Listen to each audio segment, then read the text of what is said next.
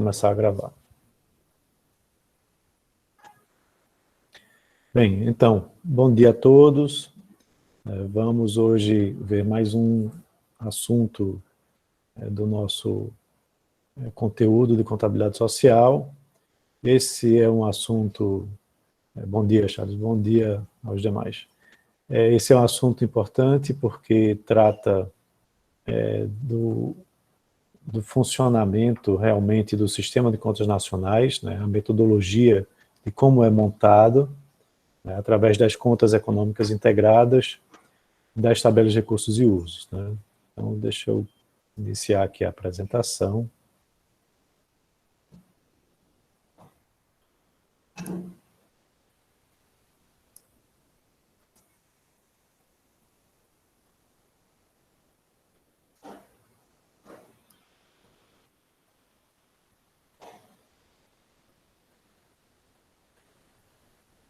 Então, pessoal, vocês estão visualizando aqui os slides, o capítulo 3. Confirmem aí, por favor, para eu dar continuidade.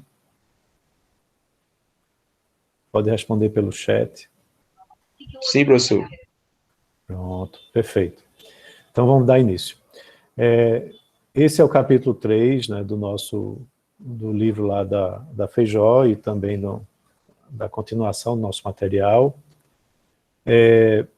Antes até mesmo de iniciá-lo, eu queria lembrá-los que já tem 2 listas, né, de exercícios que estão disponíveis lá no Google Sala de Aula. Eu vi que na primeira lista mais pessoas já responderam. Agora a segunda lista, que foi baseada nos dados do PIB do Brasil que foram divulgados na semana passada, ainda tem muita gente que falta responder, tá? Então, minha dica é que não deixem acumular, para que isso não atrapalhe vocês mais à frente, certo? Mas aí hoje vamos ter nova aula. Na segunda-feira eu vou estar novamente disponibilizando mais uma lista, né, para que vocês possam responder. São de marca X, mas dão um pouquinho de trabalho, porque vocês têm que olhar o material, entender o raciocínio da coisa e poder responder. Então, no sistema de contas nacionais, a gente tem 2 grandes divisões, que são as contas econômicas integradas e as tabelas de recursos e usos. Tá? Então, com isso, a gente tem essa síntese da realidade econômica do país para um determinado momento do tempo. E são referências básicas aí de classificação de atividades, setores institucionais, que a gente vai ver isso mais desdobrado mais à frente, tanto as atividades econômicas, como também os setores institucionais. Definições sobre a fronteira econômica e também conceitos para definir e classificar as unidades estatísticas, bem como suas transações. O IBGE, como vocês já sabem, é a fonte, né, de referência das contas nacionais aqui do nosso país. Então, o sistema de contas nacionais, de acordo com o Manual das Nações Unidas, ele é centrado nas contas econômicas integradas, as 6, e nas tabelas de recursos e usos, ou TRUs. Né? As 6, elas são apresentadas de forma agregada e também apresentadas por setores institucionais, que vai ser o assunto, inclusive, da aula da próxima quarta-feira. E as TRUs, são as tabelas de recursos e usos, elas são divididas aí de acordo com a parte da oferta e da demanda da economia por atividades econômicas, que a gente também vai ver isso mais detalhado. Então, as 6 são formadas por um conjunto de contas de operação, de operações, vocês vão ver hoje o sequenciamento, bem como contas de ativos e passivos dos setores institucionais e também do resto do mundo. Na aula de hoje a gente vai ver de forma mais agregada, e na próxima aula de forma desagregada, por setores institucionais. Já as tabelas de recursos e usos apresentam os resultados dos agregados macroeconômicos, mas sendo apresentados por setores de atividade econômica, tipo agropecuária, indústria, serviços, diferente das contas econômicas integradas, que apresentam por setores institucionais como famílias, empresas, setor público e resto do mundo. Então, a integração entre SEIS e TRUS, a partir da versão 93 desse manual, garante que os saldos que são obtidos pelas classificações de setores institucionais sejam idênticos aos obtidos pela classificação das atividades, que, por sua vez, são apresentadas nas TRUs. Ou seja, os agregados macroeconômicos, os resultados que são apresentados dessas variáveis são os mesmos quando apresentados de forma agregada para a metodologia das SEIS ou das TRUs. Tá? Só que um é por setor institucional e o outro é por atividade econômica. Então, para as contas nacionais, a gente tem os agentes econômicos que são classificados em setores institucionais e que realizam atividades, várias atividades. Eles produzem, consomem, poupam, investem, e isso tudo é classificado como ação econômica e é contabilizado no sistema de contas nacionais através das contas econômicas integradas. As ações, elas acontecem através de operações entre os agentes e geram fluxos econômicos que vão criar, transformar, trocar, transferir e também extinguir valor econômico. Então, a ideia do sistema de contas nacionais é capturar tudo isso. Então, na construção das contas, a gente tem vários fluxos e operações da economia e esse agrupamento aqui. Operações de bens e serviços, de distribuição, sobre instrumentos financeiros e outras operações de acumulação. A gente vai ver a sequência disso. Então, as operações de bens e serviços vão registrar a produção e o consumo dos bens e serviços. Já as de distribuição vão registrar como o valor adicionado que foi criado lá na produção é distribuído pelo trabalho, pelo capital e também pelas administrações públicas. Ou seja, é a distribuição desse valor adicionado. Já as operações financeiras mostram como que se muda o ativo e o passivo financeiro como uma contrapartida de operações não financeiras registradas anteriormente, tá? Mas podem também incluir operações envolvendo apenas instrumentos financeiros. Já as outras operações de acumulação incluem as operações e os outros fluxos econômicos que não foram considerados aí nessas contas anteriores e que alteram a quantidade ou valor dos ativos e passivos. Então, as SEIS, elas se constituem nessa estrutura central do sistema de contas nacionais, são construídas em torno de uma sequência de contas que são relacionadas com as contas de patrimônio e relacionadas entre si também. As contas de fluxo descrevem como ocorrem diferentes tipos de atividades econômicas num determinado período de tempo. Já as de patrimônio registram os valores de ativos e passivos que são detidos pelos setores institucionais no início e no fim de cada período. Então, a ligação entre as diversas contas que compõem o sistema das contas econômicas integradas é dado pelo saldo de uma conta que abre a conta seguinte. Tá? Então, tem toda uma ligação sequencial dessas contas, onde o resultado de uma conta, ou o saldo de uma conta, vai abrir a conta seguinte.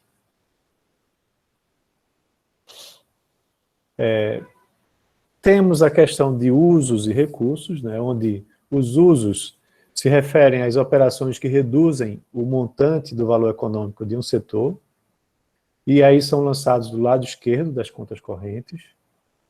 As remunerações são um recurso, por exemplo, para quem recebe, né, para o trabalhador ou para o dono do capital, porém é um uso para o setor que paga.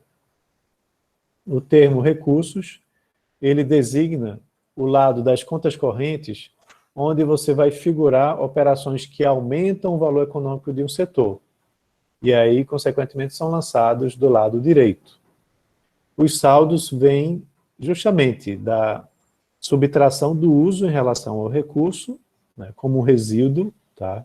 É uma diferença entre o total dos recursos e dos usos registrados, nos dois lados das contas, representando aí o resultado líquido dessas atividades. Então, através desses saldos, a gente tem uma articulação aí, né, dessas contas, né, que vão sempre abrir as contas seguintes. Tá? E esses saldos representam agregados econômicos de interesse, como o PIB, renda nacional. A gente vai ver um por um quais são esses saldos e o significado deles. Então, esse quadro aqui, ele mais, eu diria que mais confunde do que explica, mas ele tenta mostrar, né, como que funcionam as contas correntes. Vocês estão vendo o meu mouse mexendo? Sim. Pronto, então vamos lá. Então você tem aqui as operações no meio, com recursos de um lado, usos do outro, certo? E aí a gente tem as contas correntes de acumulação de patrimônio. As contas vão ser apresentadas nessa sequência. Temos também contas de bens e serviços, com recursos e usos sendo apresentados, o resto do mundo, o total da economia, aí veja que está invertido com recursos e usos aqui, e os setores institucionais, né, sendo apresentados aqui. Isso aqui é um quadro bem resumido das contas econômicas integradas, que em algumas publicações do IBGE vêm apresentadas assim. E aí você tem que ir entendendo a sequência das contas correntes de acumulação, patrimônio e assim por diante. Mas no nosso material que eu vou estar apresentando, na realidade você tem isso bem aberto, com todo o sequenciamento que eu vou apresentar para vocês. Mas o sequenciamento é basicamente esse, né, de contas correntes, de acumulação e patrimônio no final. Então, cada linha das contas econômicas integradas vai apresentar uma operação, onde são apresentados os montantes a pagar e a receber pelos vários setores institucionais e também pelo resto do mundo, como a gente viu aqui. Você tem os setores institucionais e tem o resto do mundo. Nas colunas estão os setores institucionais, de ambos os lados, né, porque você pode ter tanto recurso como uso, que apresentam instituições que se caracterizam por autonomia de decisão. Então, tem aí famílias, empresas, setor público, né, são basicamente os setores institucionais de forma mais genérica. Né?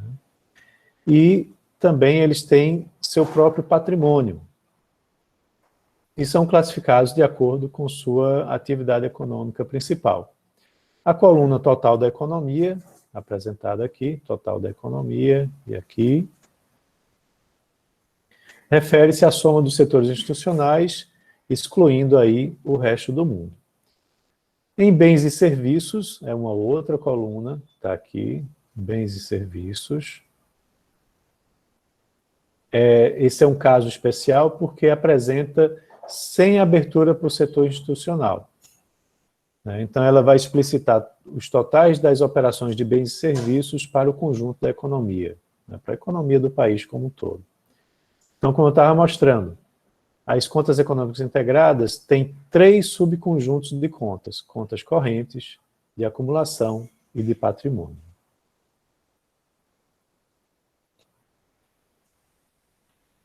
Então, vamos lá para a primeira. Conta corrente, você tem produção, distribuição e utilização de renda.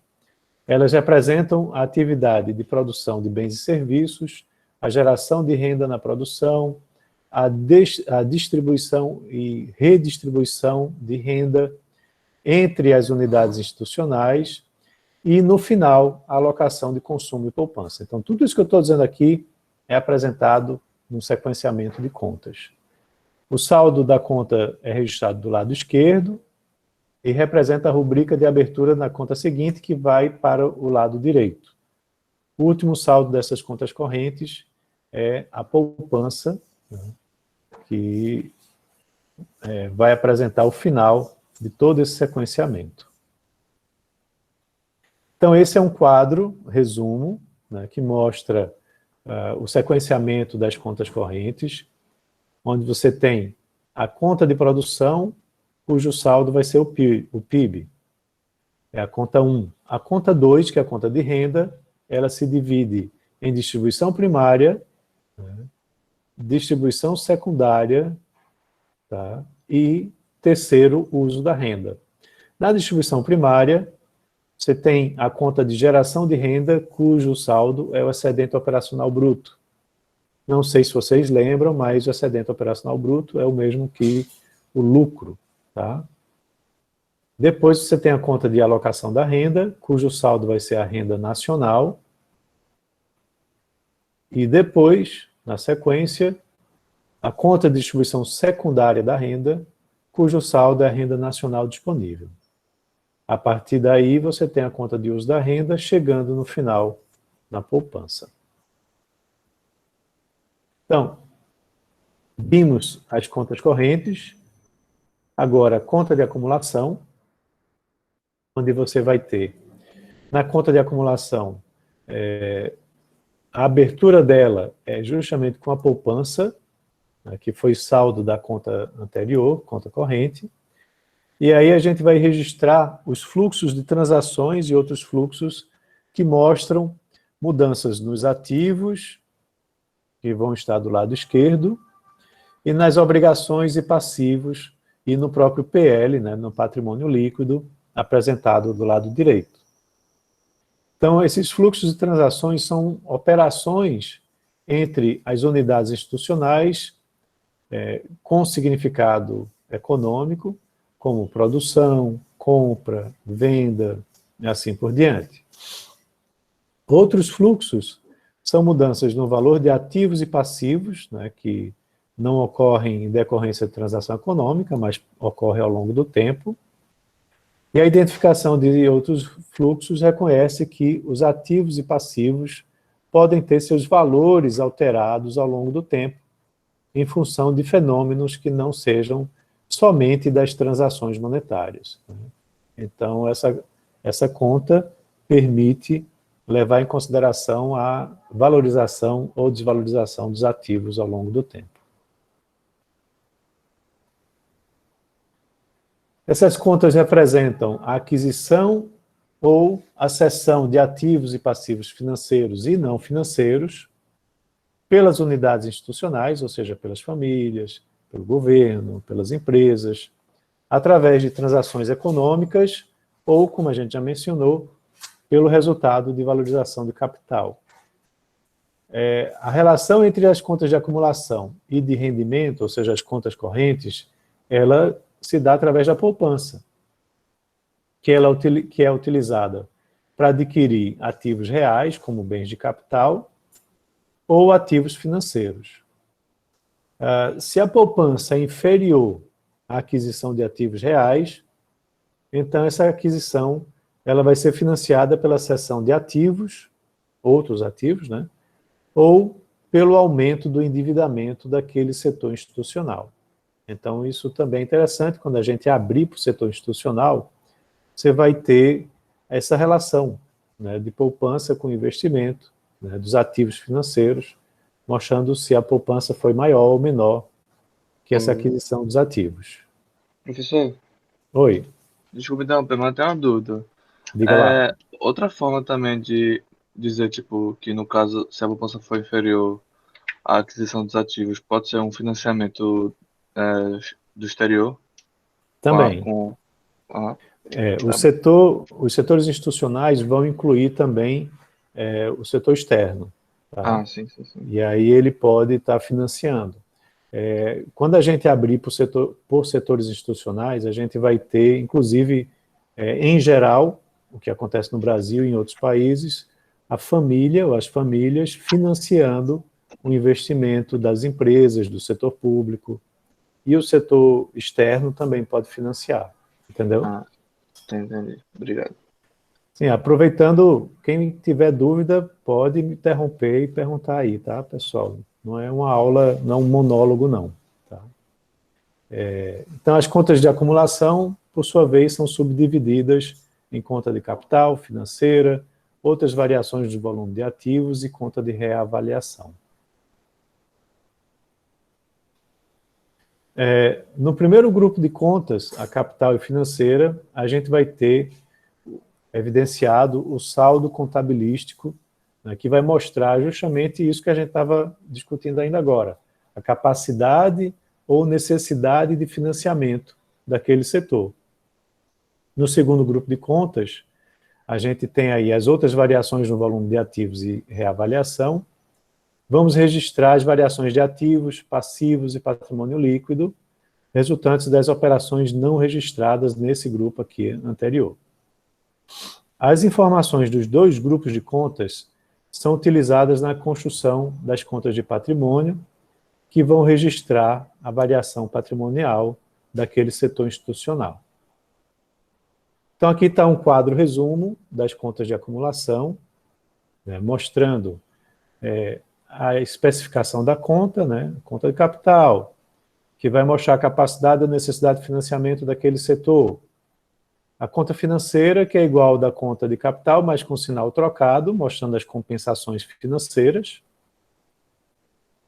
E depois temos as contas, a conta de outras variações no volume de ativos e a conta de reavaliação. Né? Então, isso aqui tem aquela parte que eu expliquei, que o patrimônio, os ativos, eles sofrem variações ao longo do tempo, e aí você tem essas contas apresentadas aqui para incorporar essa informação. Professor, Diga lá. eu tenho mais duas dúvidas. Tu podia explicar um pouquinho mais sobre essa conta financeira, que eu não acho que foi muito claro para mim. Você falou que é apenas o conta de capital com sinal trocado, só que... Isso, é porque todo o princípio das contas nacionais é de partidas dobradas, né? Então tem que haver sempre uma compensação. E essa compensação, ela é financeira, tá? Então, quando você faz um aumento de ativo, você tem que mexer com o passivo. Entendeu? Entendi. Então, para você adquirir mais ativo do que sua poupança, você tem que pegar esse ativo via um empréstimo, via um financiamento. Tá certo? Certo. Tinha outra pergunta? Sim. E no caso, nas mudanças do patrimônio líquido, tem, por acaso, nas contas nacionais, vem em dólar ou em moeda local? Não, tudo vai estar em moeda local.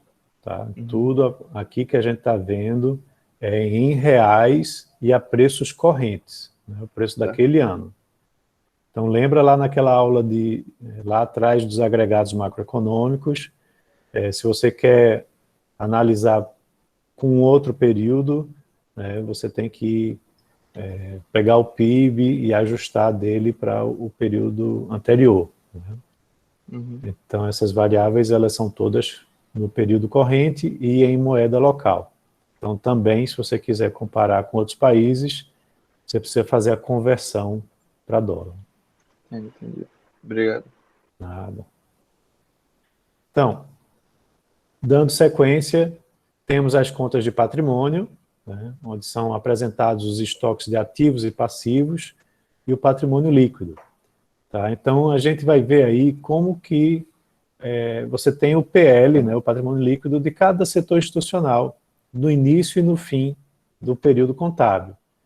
Então, são subdivididas em conta de patrimônio inicial, conta de variação do patrimônio e conta de patrimônio final.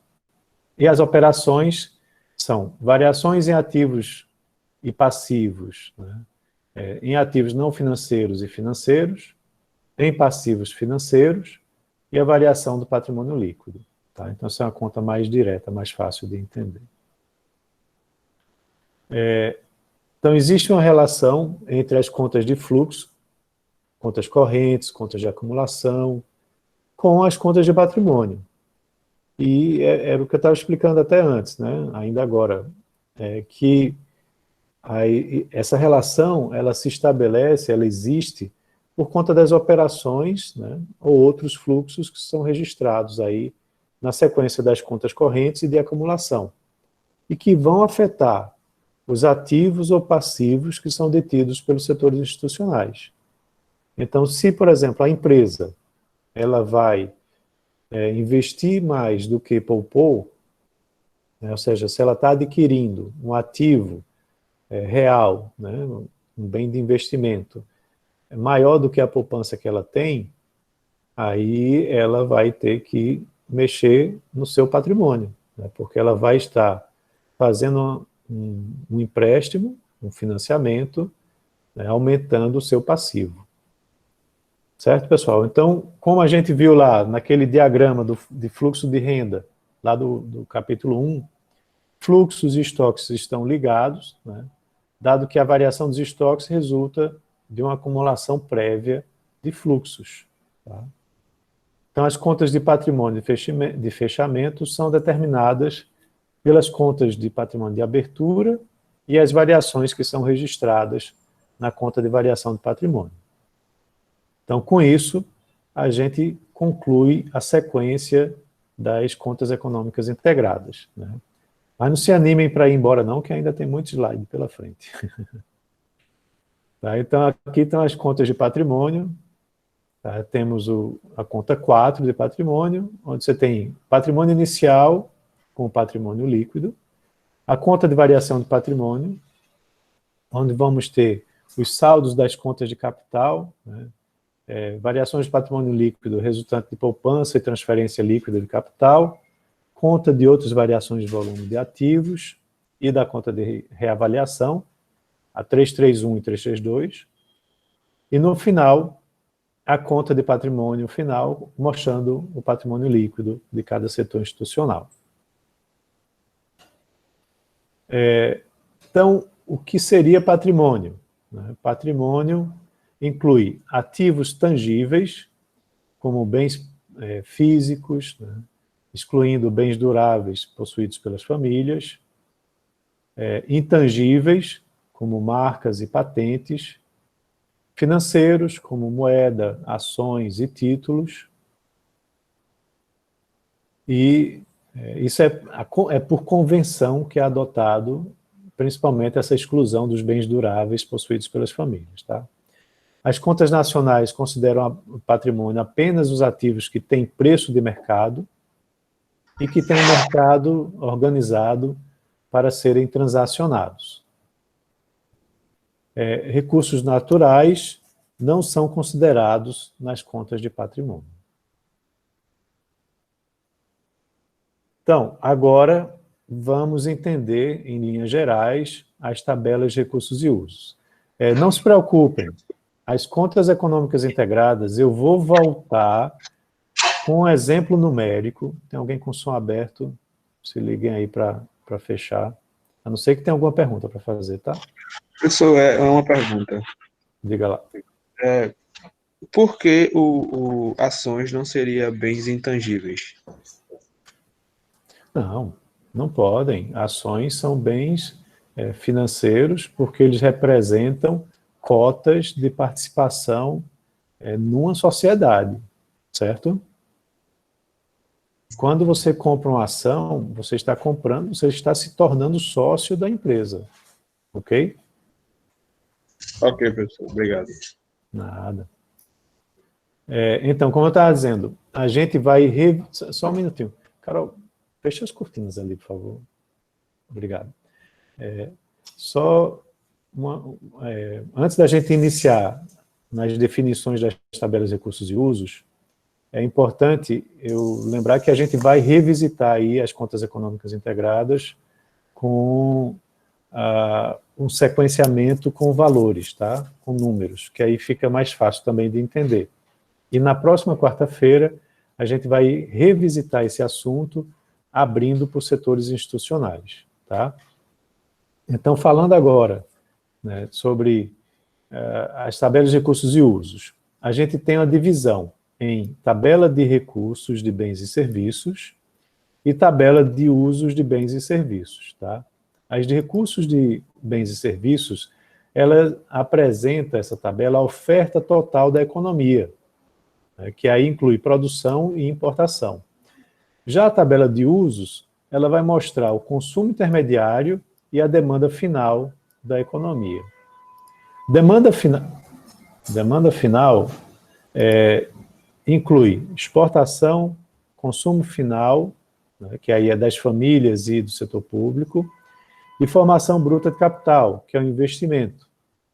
E o consumo intermediário, não sei se vocês lembram, mas o consumo intermediário é aquele que é calculado no PIB, né? Lembra que a gente tem lá o PIB, é o valor da produção menos o consumo intermediário, né, que seria o consumo dos insumos, né, que são utilizados no setor produtivo.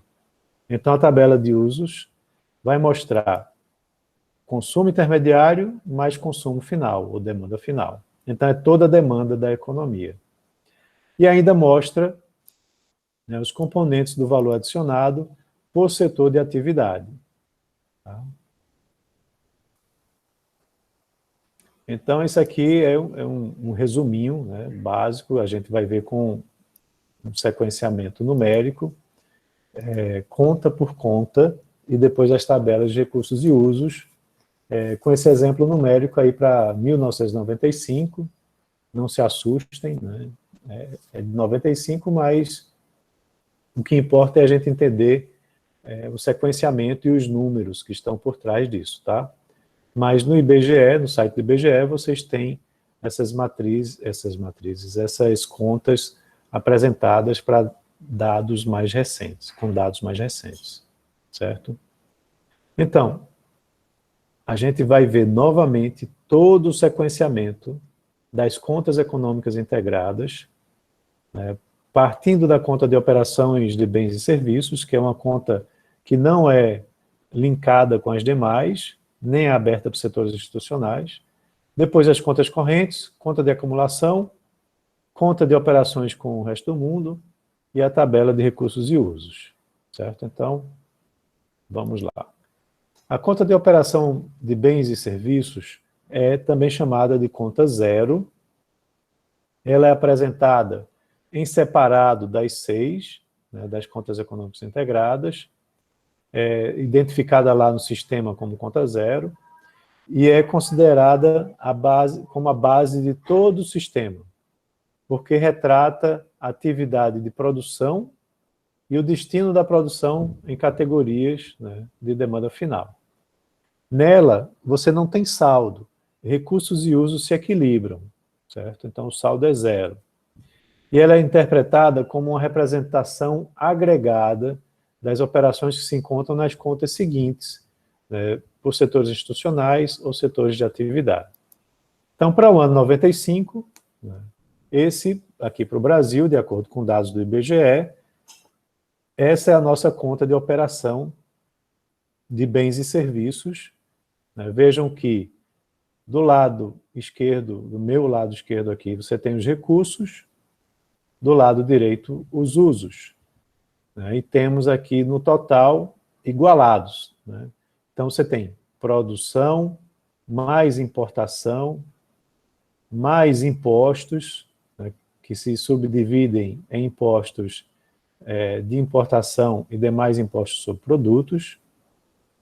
Somando aqui, vamos chegar a 1.249 bilhões, certo? Pelo lado dos usos, aí a gente tem o consumo intermediário, consumo final, investimento, variação de estoques e exportação, tá? Então, somando tudo, vamos ter novamente aqui o valor total da conta de operações, que vai se igualar, né, usos com recursos vão se igualar. Tá certo, pessoal? Então, essa é a primeira conta de operação. Vejam que ela é apresentada de forma agregada, ela tem informações do lado da oferta, que são os recursos, e da demanda, totalizando aí para a economia. Dela, a gente pode chegar, como eu disse, ao total da oferta de bens e serviços a preço do consumidor na economia, bem como também o total da demanda por bens e serviços a preço consumidor. Então, essas são as variáveis apresentadas: valor da produção, mais importação, mais impostos, né? E aqui, consumo intermediário, consumo final, que aí inclui das famílias e do setor público, investimento, variação de estoques e exportações. Tá? Então, se vocês não têm nenhuma dúvida, vamos dar sequência aqui ao nosso material. Então, como é que são construídas essas estimativas, né? O valor da produção é a produção de todos os bens e serviços daquele período analisado e comercializados a um determinado preço. Para bens, a gente considera a produção voltada para o mercado e também toda a produção para autoconsumo da agricultura e produção por conta própria de bens de capital fixo que são imobilizados pelo próprio produtor. Então, se você tem uma indústria que está fabricando algum equipamento para uso próprio, também entra aí.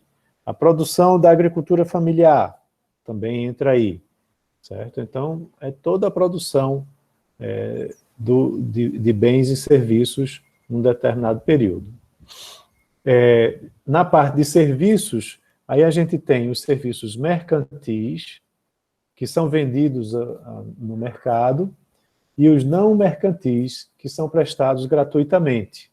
Aí outra coisa também importante, né? Nos serviços mercantis, eles têm um preço, né? Você tem, aqui o exemplo mais comum é, por exemplo, a educação. Você tem a educação mercantil e a educação não mercantil. Na educação mercantil, você tem uma mensalidade que a família paga para o aluno ir para a escola. Na educação não mercantil, aí você tem um ensino público, que é prestado gratuitamente, né? Total ou parcialmente, pela administração pública, ou também por instituições privadas sem fins lucrativos. E através, aí como é que é mensurado, já que não se paga uma mensalidade? Ele é mensurado através da soma dos seus custos de produção. Tá? Então, por exemplo, eu estou dando aula na Federal para vocês. Vocês não pagam mensalidade. Como que isso entra para o cálculo do PIB? Vai entrar pelo consumo, a soma do consumo intermediário, que seria o giz, o pincel, né? O consumo de energia elétrica, tá? Também a remuneração dos assalariados, o professor, os servidores, assim por diante, e os impostos e depreciação que a instituição estaria pagando. Certo? Então, somando isso tudo, você chega ao valor da produção daquelas instituições que prestam serviços não remunerados. Aí isso inclui educação, saúde, segurança e por aí vai. Tá certo, pessoal? Alguma dúvida?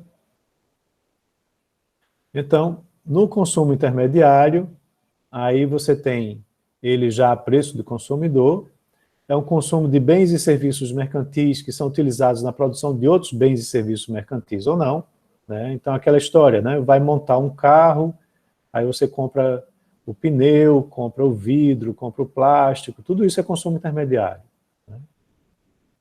O consumo final a preço do consumidor, que aí é o consumo de bens de uso privado, seja as famílias, né?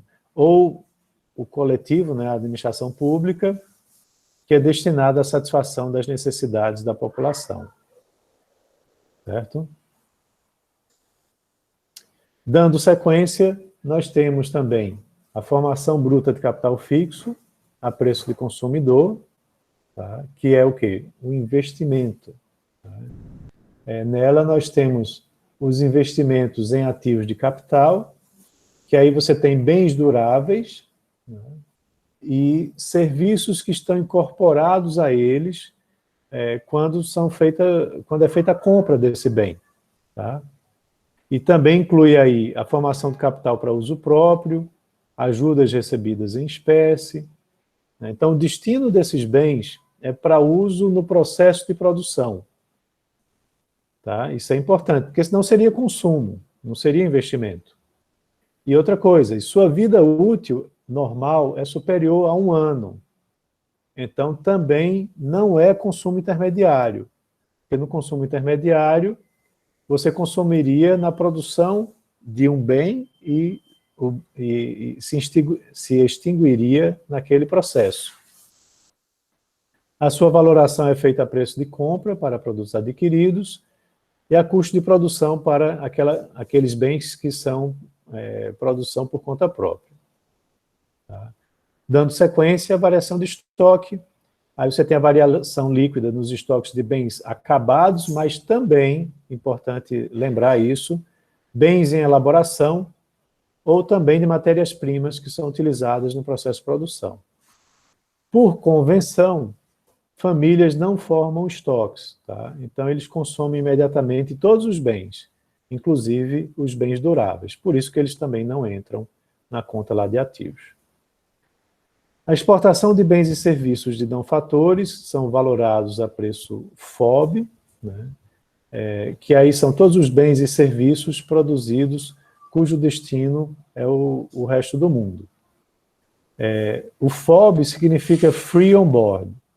Significa aí que seguros e fretes de longo curso não estão inclusos. Então, é o preço do bem aqui no nosso porto. Tá?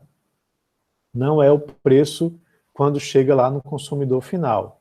É o preço aqui no porto de Suape, por exemplo, daquele bem que vai ser exportado.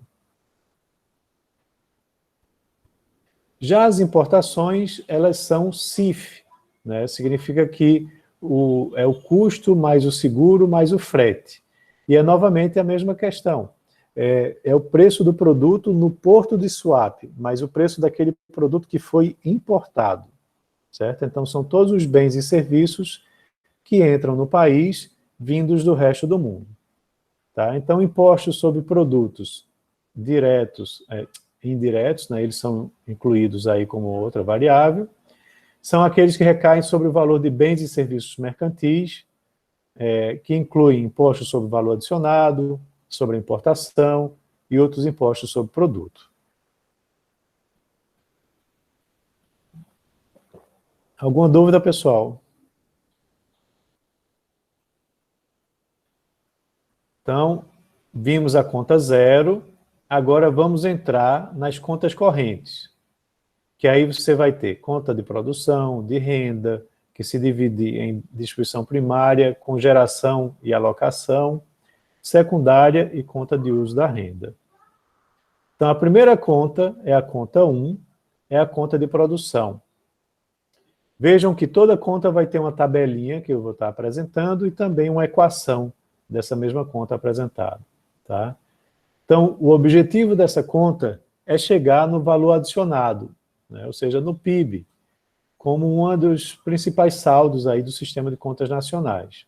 Então, você pega o valor da produção a preço básico, de todas as unidades produtivas, lança como recurso, inclui os impostos, né? Tá aqui, ó, valor da produção, soma os impostos, né, que incluem aí impostos sobre produtos e de importação, subtrai o consumo intermediário e vai chegar no PIB em valores correntes daquele ano, certo?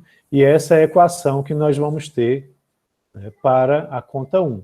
Valor da produção mais impostos menos consumo intermediário igual a PIB. Tá certo, pessoal? Então, essa é a primeira conta, conta 1, conta de produção. O saldo dessa conta, apresentado aqui, vai abrir a conta seguinte, que é a conta de renda. Aqui, ó, abre a conta de renda. Tá? Então, a conta de renda, ela se desdobra em outras subcontas, né, onde vamos ter conta de distribuição primária da renda, que é a 2.1, distribuição secundária da renda, que é a 2.2, conta de uso da renda, que é a 2.3. E a conta de distribuição primária da renda ainda se subdivide em conta de geração e alocação de renda. Tá? Então, vamos ver esse sequenciamento. Na primeira conta, que é de distribuição primária de renda, a gente tem a abertura, né, dela com o PIB, como eu mostrei aqui, e nela a gente vai discriminar os componentes do PIB, né, explicitando aí os usos dos fatores de trabalho e capital para a geração do produto. Então, o PIB entra como recurso, e aí a gente vai mostrar no uso o pagamento das remunerações aos residentes e não residentes, né, aqui, ó, remuneração dos empregados, residentes e não residentes. Vamos ter também os impostos sobre produção e importação, livres de subsídio, né, impostos de produção e importação, menos subsídio. E qual o saldo da conta? Ele vai ser o excedente operacional bruto. Né? O que seria isso? Isso é o lucro. Tá? E esse aqui, ele inclui nele os rendimentos dos autônomos. Né? Que aí você tem empresas e tem os autônomos, que aí são todos esses prestadores de serviços, né? Como médicos, dentistas, encanadores, né? E por aí vai. Tá? Que não tem empresa, eles são autônomos. Então, nesse montante aqui, você inclui os autônomos. Ao subtrair os autônomos, que é o chamado também rendimento misto, você tem o excedente operacional bruto, né, livre deles. Tá bom? E aí vamos para a equação dessa conta. Né? PIB menos remunerações dos empregados, menos impostos livres de subsídios, igual a excedente operacional bruto. Se vocês olharem isso com outro olhar, vocês vão estar vendo aqui que é como se estivéssemos fazendo uma decomposição do PIB pela ótica da renda. Tá? Porque aí você tem aqui, ó, renda dos trabalhadores, renda do setor público e renda das empresas.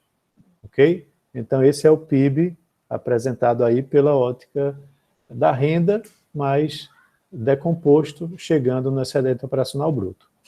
E aqui tem a explicação de cada uma das variáveis, né, que a gente já viu. A conta seguinte é a conta de alocação da renda. Tá? Na conta de alocação da renda, você tem como abertura, aqui, ó, o excedente operacional bruto, e como saldo a gente vai chegar na renda nacional bruta. Não sei se vocês lembram, né? Tem aquela diferença de PIB para PNB ou renda nacional bruta. Tá? Então, nessa conta de alocação de renda, a gente vai ter uma passagem, né, do conceito de interno para nacional, deduzindo do PIB as rendas líquidas que são enviadas ao exterior. Certo? Lembra que o Brasil mais envia do que recebe, né? Então nessa conta isso é evidenciado. Então a gente vai considerar a remuneração dos fatores de produção e as operações de redistribuição de renda associadas à remuneração do capital. Aqui temos remuneração dos empregados, né? Temos o lucro que estava apresentado, os impostos, as rendas de propriedade enviadas e recebidas para o resto do mundo. Aqui estão as enviadas, aqui as recebidas. Vejam que no Brasil as enviadas são maiores do que as recebidas. Então, a nossa renda nacional bruta de 636 bilhões é maior, deixa eu voltar aqui, do que o PIB de 646 bilhões, justamente por conta da parcela que é enviada para o resto do mundo ser maior do que a parcela recebida. Tá? Então, a gente registra como recurso o excedente operacional bruto, remunerações dos empregados, impostos sobre a produção e a importação. E aí a gente ajusta esses itens pela renda das propriedades enviadas, como eu disse, registrado nos usos, e as recebidas do resto do mundo, que entram nos recursos. Então, a renda nacional bruta vai equivaler à distribuição dos pagamentos aos fatores de produção residentes no ano, ou, colocando de outra forma, ao total líquido dos rendimentos recebidos por residentes, que são excedente operacional bruto e remunerações, inclusive o governo, com seus impostos, líquidos dos subsídios. Tá certo? Então, nesse quadro, a gente vê como que essa conta de alocação de renda é apresentada. E aí temos a equação da conta de alocação de renda, né? Vejam, excedente operacional bruto, que é das empresas, remunerações dos empregados, das famílias, impostos livres de subsídios, que é a parte do governo, mais a RLP, né? Que aí no caso brasileiro é uma RLE, né? Porque a gente envia mais do que recebe, tá? Igual a RNB, que é a Receita Nacional Bruta do nosso país. Vejam que tem todo um sequenciamento, como a gente está vendo. Então, esse saldo dessa conta, 636, vai abrir a conta seguinte, que é a conta de distribuição secundária da renda, a conta 2.2. Mostrando aqui, ó, renda nacional bruta, né, abrindo a conta de distribuição secundária da renda. E aí o que é que a gente inclui nessa? Essa é uma conta menor. A gente vai chegar na renda disponível, né, incluindo as transferências recebidas e pagas com relação ao resto do mundo, certo? Então, com isso, a gente chega à renda disponível bruta. Lembrando, novamente, que o Brasil é um país que mais recebe transferências do que envia, tá?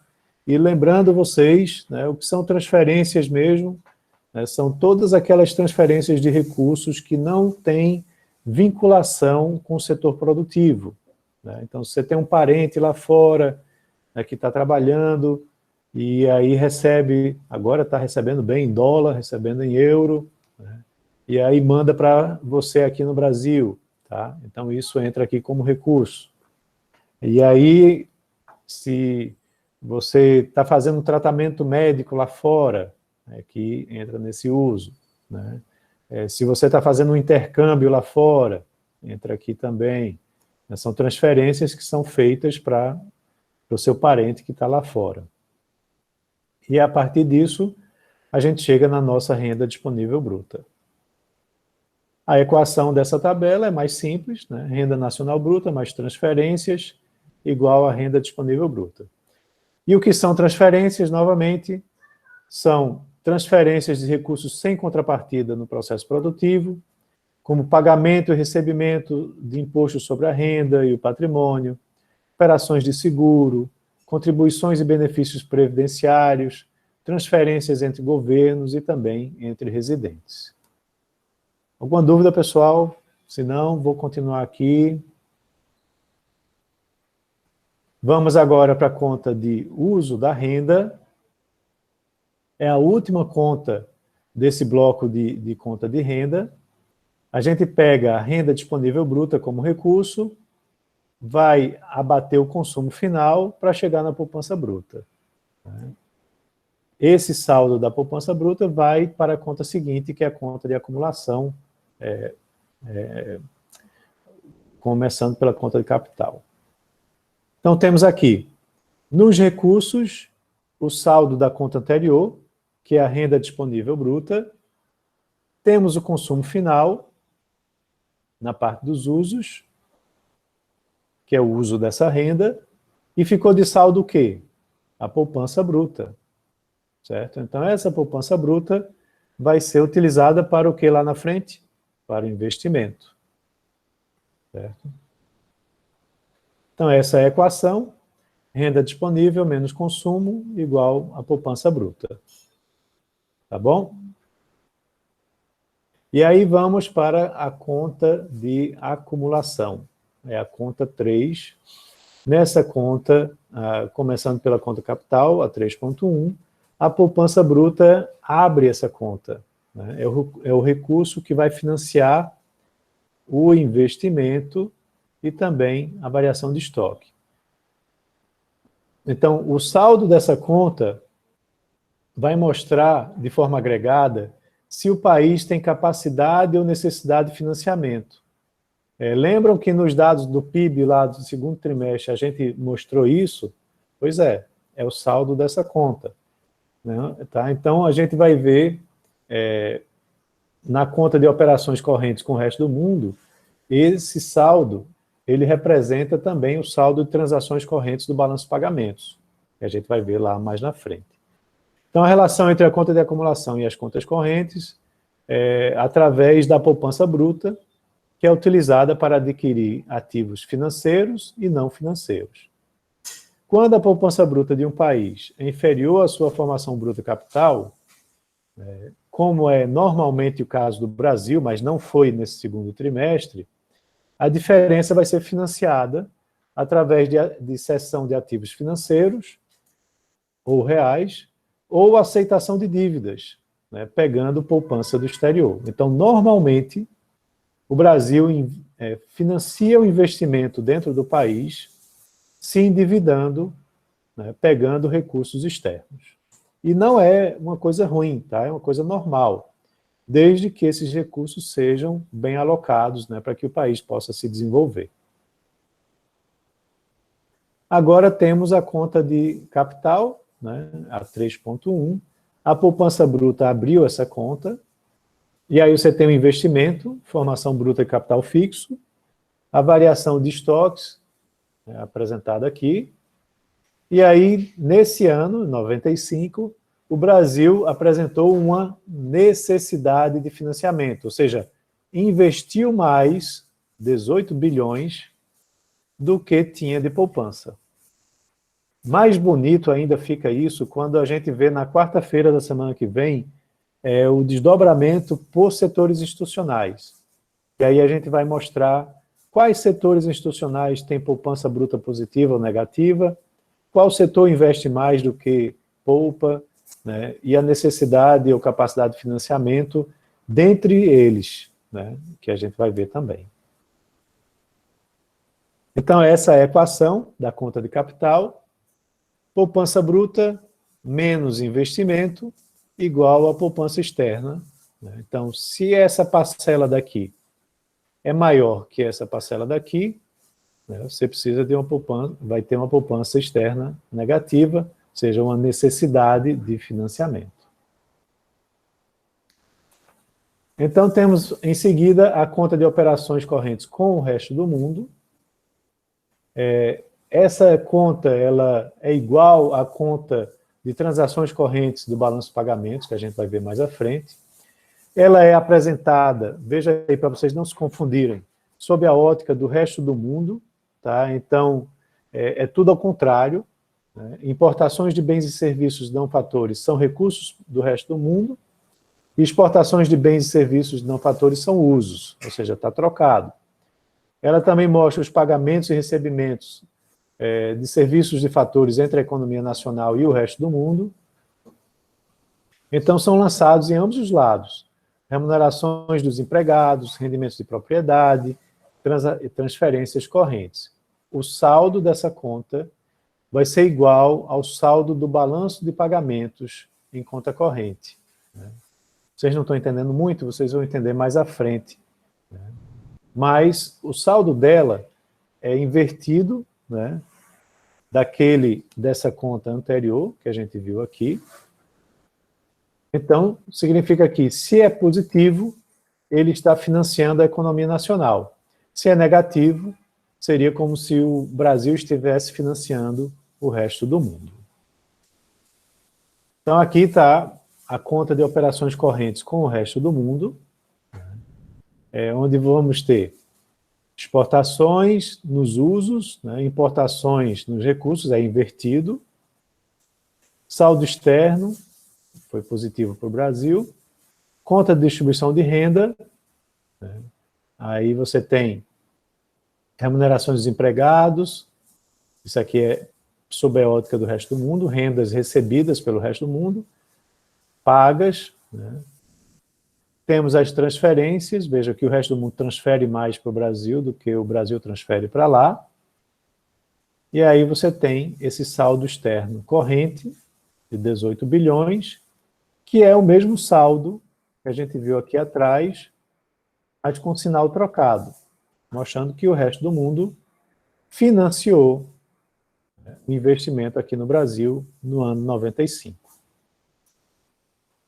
Então, essa é a equação da conta de operações com o resto do mundo.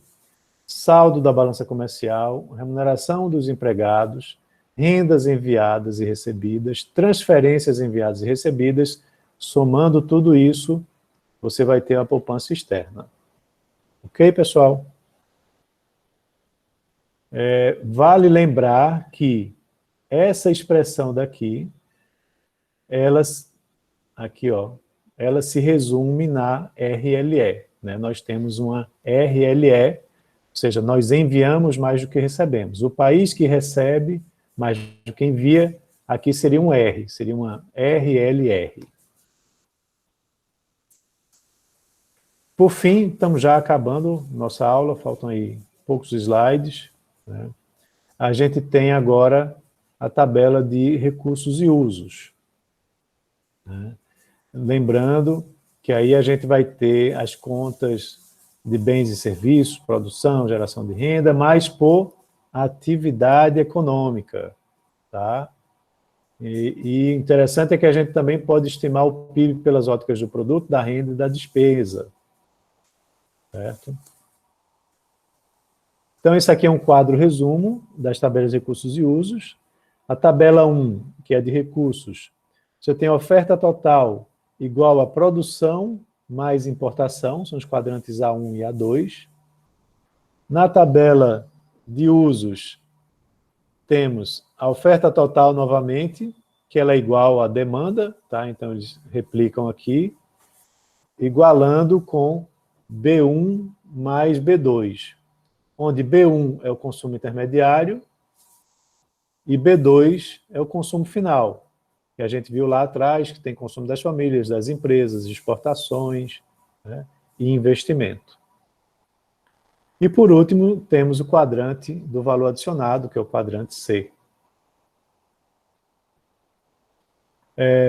Então, o valor da produção, ele é baseado no valor das receitas de venda de bens e serviços, acrescido aí de variação de estoques quando aplicável. Alguns segmentos, como margem de comércio e transportes, serviços financeiros e o setor de aluguéis, têm tratamentos especiais.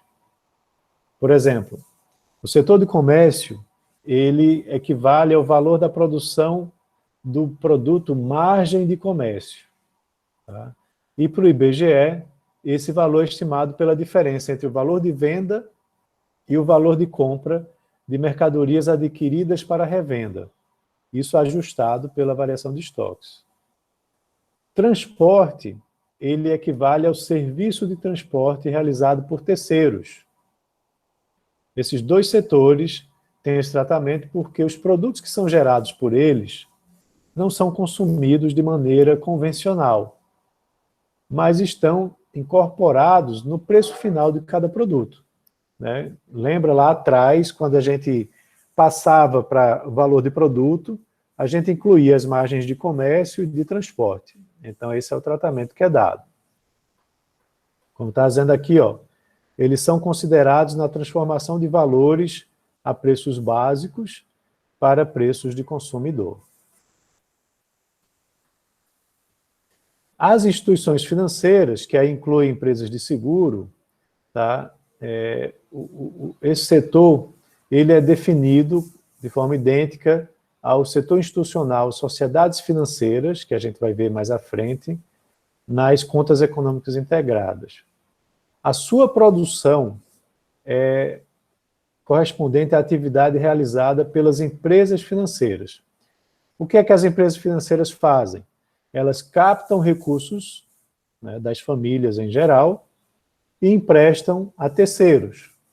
Então, a remuneração dessa atividade vem de receitas de prestação de serviços bancários, aluguéis de imóveis e, principalmente, do diferencial entre juros e rendimentos de propriedades, né, que são recebidos e juros pagos. Ou seja, o spread. Né? Esse item aqui é justamente o spread. E para as empresas de seguro, é a diferença entre os prêmios de seguros recebidos e as indenizações que são pagas. Tá? Vou beber uma aguinha aqui.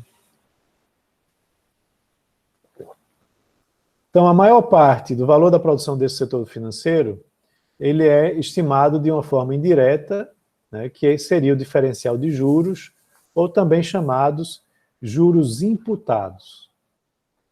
Essa parcela é identificada no Sistema de Contas Nacionais como serviços de intermediação financeira indiretamente medidos, ou também chamados CIFIN. Tá? Nas tabelas de recursos e usos, são chamados de DAME financeira. Então, as contas nacionais tratam a produção de serviços de intermediação financeira como um consumo intermediário das instituições financeiras com valor igual ao da produção. Então, nas TRUs, a gente cria uma coluna chamada DAME financeira, que representa um setor de atividade fictício que absorve o resultado dessas diferenças. Então, ao utilizar a DAME, a gente alcança para a economia como um todo dois valores de valor adicionado, um total e outro retirando a DAME. E o setor de aluguéis? Ele entra nas TRUs porque todo bem de capital vai gerar uma renda. Essa atividade engloba aí aluguéis de bens móveis e imóveis, sendo que nos bens imóveis também inclui imóveis residenciais ocupados pelos proprietários. Isso com um valor de aluguel imputado. Com isso, a gente pode conciliar a produção desse setor de atividade com o de formação de capital, porque todo bem, todo produto da indústria de construção civil, né, de imóveis residenciais ou comerciais, é destinado à formação bruta de capital fixo da economia. Tá? Então, pessoal, se não estiverem entendendo, me perguntem, tá? Que é muita informação, mas o bom é que, como vai ficar gravado, vocês podem também assistir depois com mais calma, né, e tirar a dúvida. Então, vamos lá.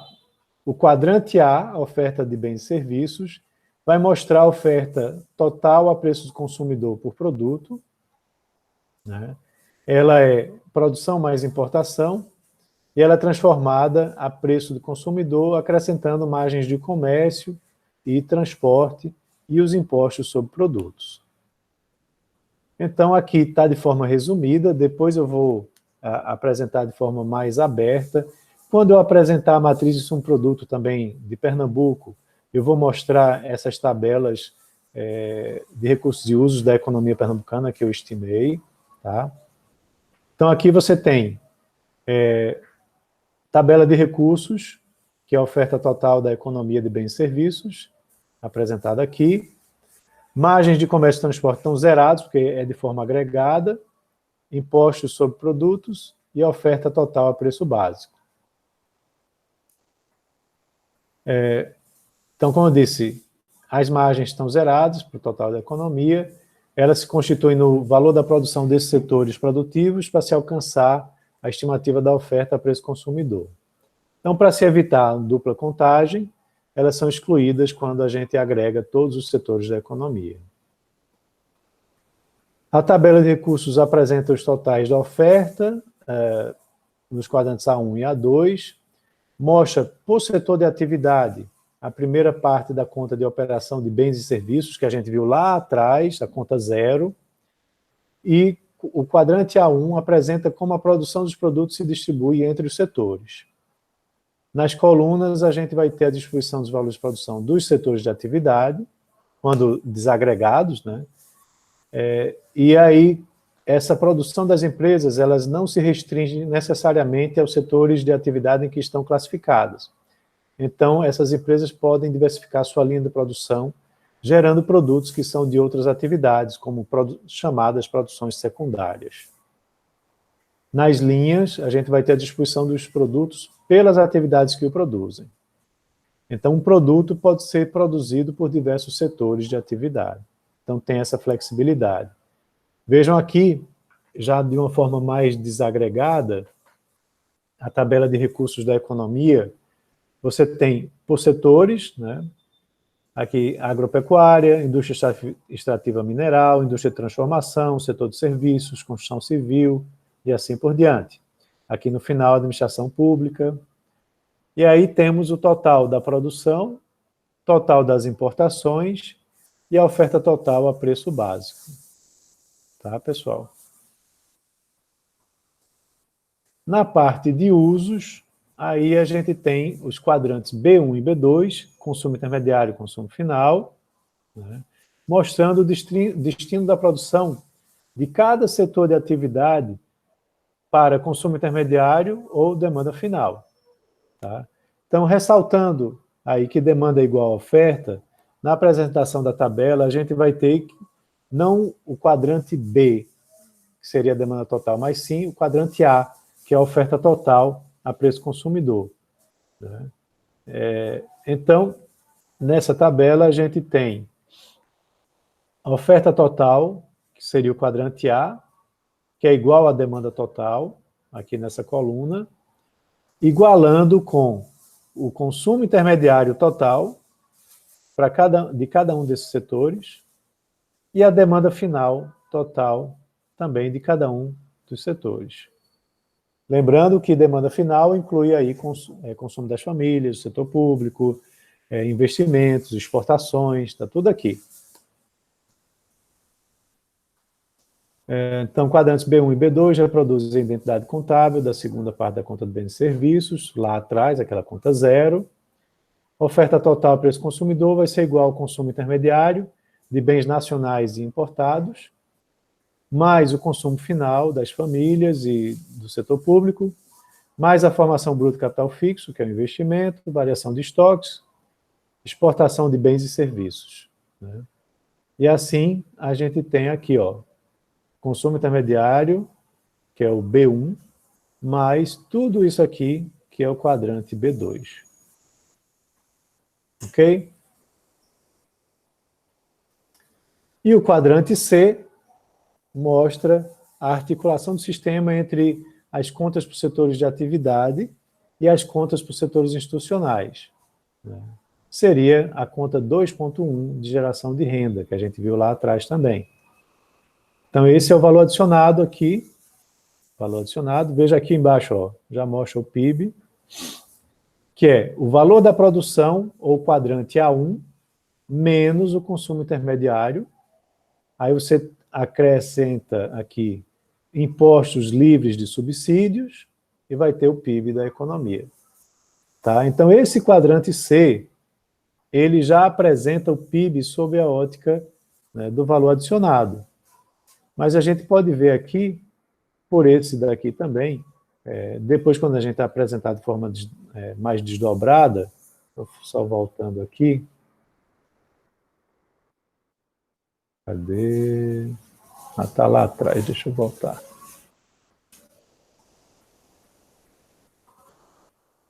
Ah, achei.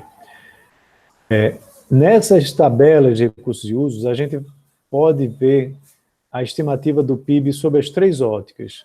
Pela ótica da produção, como a gente viu aqui, também pela ótica da renda e pela ótica da demanda. Né? Pela ótica da demanda, pela ótica da renda, a gente consegue visualizar, tá certo? E eu vou mostrar isso depois mais à frente, com maiores detalhes para vocês. Então, está aqui os componentes, né, do valor da produção menos consumo intermediário, chegando no PIB pela ótica do produto, e pela ótica da renda, tem o mesmo PIB com as remunerações dos trabalhadores, os lucros, os impostos livres e subsídios, você chega ao valor adicionado, de cada um desses setores pela ótica da renda, inclui os impostos, chegando ao PIB pela ótica da renda. Tá certo? Então, esse é o último slide. Eu queria perguntar aí a vocês se vocês têm alguma outra dúvida. Deixa eu só finalizar aqui a apresentação.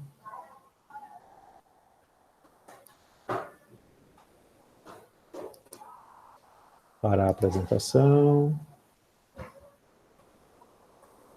Pronto, pessoal, eu queria saber se vocês têm alguma outra dúvida, o que é que acharam desse material. É muita coisa para vocês estudarem, tá certo? Então, não adianta só assistir essa aula, tem que dar uma lida no material também, tá? Para que vocês possam se familiarizar melhor. Na próxima quarta-feira, eu vou apresentar tudo isso novamente, mas por setores institucionais, para que vocês entendam como é que eles se relacionam também, tá certo? Hugo aqui está dizendo que está sem dúvidas. Lembrem-se de responder as listas, tá? Eu vou colocar mais uma lista na segunda-feira sobre esse assunto de hoje. Também queria lembrar vocês aí que se preparem, que a gente vai ter aí no final do mês a prova, né? Vai ser também com o Google Formulários, para vocês responderem, tá? E, no mais, se não tem nenhuma outra dúvida, vamos parando por aqui, tá? E até a próxima aula na quarta-feira. A qualquer momento podem deixar aí alguma pergunta também no mural, que eu procurarei responder, tá certo? Então, um abraço a todos, até a próxima. Um abraço, professor. Tchau, tchau.